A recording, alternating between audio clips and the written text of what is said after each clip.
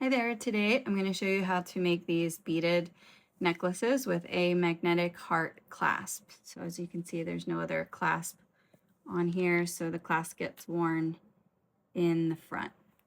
So for this Valentine's Day, I created a bunch of 2-color bead mixes to alternate with designs like this. This one here I used is called Hearts. This one here is actually just black and white. And then I have also what I'm going to use for the tutorial is what I call XOXO, and I'm going to use that with the stainless color heart instead of the gold. So I sell these clasps in my shop. They're made with stainless steel, so they come in a stainless steel color, which is kind of not as bright as sterling silver. It's a little darker gray. And then we have the gold, which is a 18 karat gold coated stainless steel. And so these just they're magnetic. So you can see there's magnets inside, and they just snap together. Very easy to put on and very cute. So to get started, you'll need your clasp, your beads. I am going to be using Miyuki beading thread, and with the stainless color, I'm going to be using the smoke color of the Miyuki thread. For the gold, I use the tan color. So I also have these in my shop. And as far as beading needles, I actually use 2 kinds of beading needles for this, but you could actually just use one. And if you were choosing one, then it would be the big eye needle. So big eye needle is where there's kind of a big opening in the center of the needle, so it's really easy to thread. And then I also use a regular beading needle at the end, but it's not absolutely necessary if you only have a big eye needle. So first you'll want to determine the size of the necklace that you want to make. And for me, I think a 16-inch really lays nice for this design, but it's totally up to you.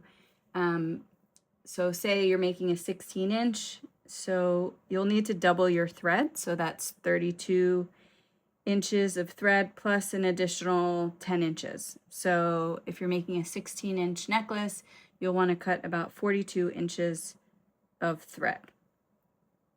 And then we can get started. I should mention, obviously, you'll also need a ruler to measure and a pair of scissors or cutters. Okay, so once you cut your thread, the first thing you're going to want to do is fold your thread in half. And at first I'm going to work with the big eye needle here. So I folded my thread in half. So at the end, I lined up the 2 ends, and then I'm left here in the middle. Okay, so I'm going to take my heart clasp. I'm going to kind of squeeze that loop in the middle so that I can get it through one side of the loop on the clasp. So I threaded it through the clasp. Then I'm going to take the other end here, and I'm going to thread that, push that through. Let me lay that down. Kind of pull that through the loop like that. So then I'm going to pull all the way through, and so now that's connected to my one side of the magnetic clasp.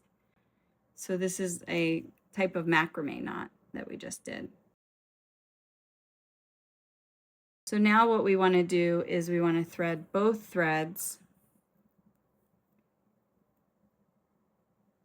into our big eye needle. So this is why I recommend using a big eye needle, because I think it would be hard to get both ends of this thread through a regular beading needle.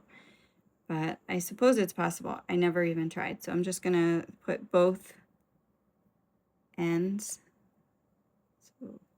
So basically it'll be a double. I want them to be even in there. It'll be double stranded. So now what you're gonna do is you're just gonna thread your beads on. So I'm just gonna go ahead and pick up the beads. I'm gonna use an alternating pattern. I spread them out on a bead mat to make it really easy for my needle to pick up the beads. If you are using, or if you have, sorry, a bead spinner, you could definitely use a bead spinner for this, although you wouldn't get the alternating bead pattern, but you could, you know, if you wanted to just apply them randomly, or if you were just doing a single color, or if you were using another bead mix, a bead spinner would definitely work. So you just kind of pick up till about 15.5 inches of beads. Okay, I don't have a full 16 inches, but please definitely keep going to your desired length. But I have enough here just to show you for the purposes of this tutorial how we finish it off. So once we get to this end here, I'm going to take the big eye needle off. Okay. So now we have 2 strands of thread here.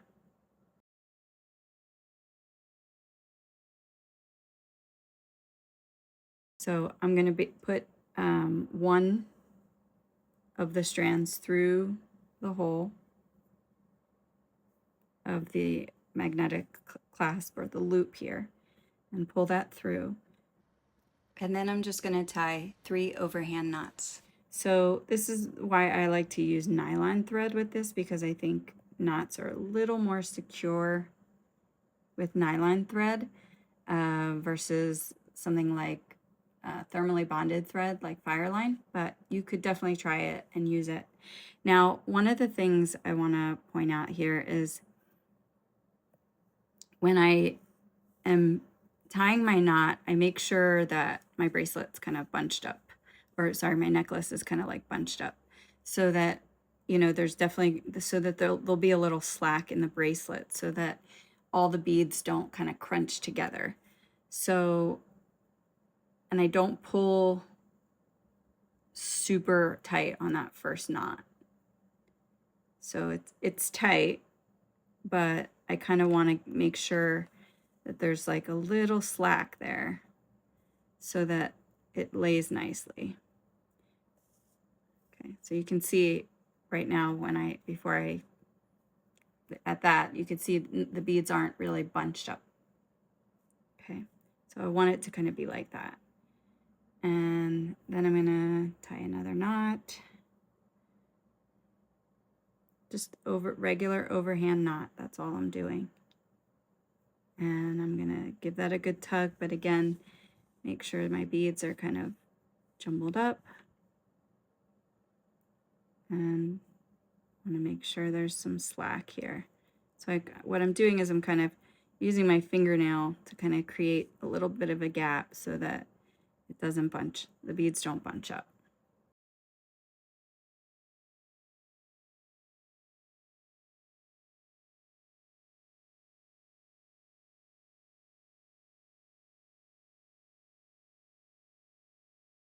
And then you can give that last one a little more of a tug. You can see the beads are, you know, laying nicely. So now you have 3 overhand knots and you have 2 ends of beading thread, and you could put a little dab of glue over those knots if you'd like. If you're going to do that, I'd recommend using something like GS Hypo Cement that has like a precision tip applicator. So you could use just a dab and you won't, you know, get too much where you'll see the glue and it'll look globby and you might not like that. Now, I'm not going to just cut these. What I'm going to do is I'm going to thread them back through here and then cut them. So go ahead and thread your beading needle, one end of the thread in to your beading needle, like so. Or you could still use the large eye needle for this as well. And then basically I'm just going to go back through these beads here. And I'm just going to kind of go maybe 3 or 4 inches back through. So I went the length of my needle, and now I'm coming out of here. I'm going to just continue. So making sure not to skip any beads.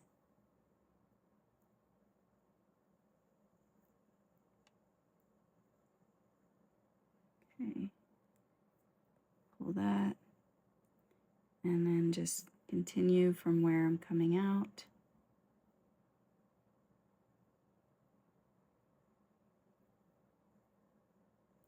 There we go.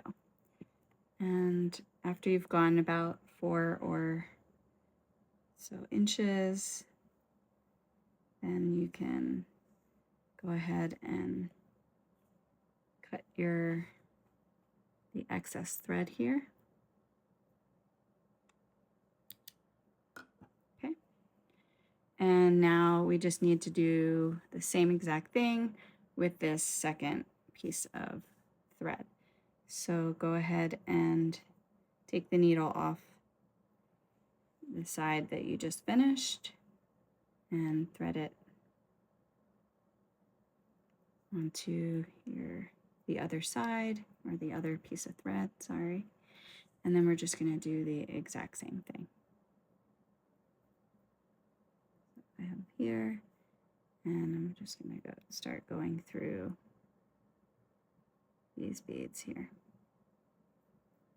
till I do about 4 inches, 3 or 4 inches or so, or however much thread you have left.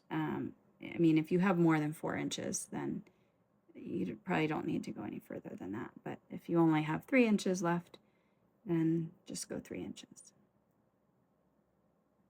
So I'm just continuing along.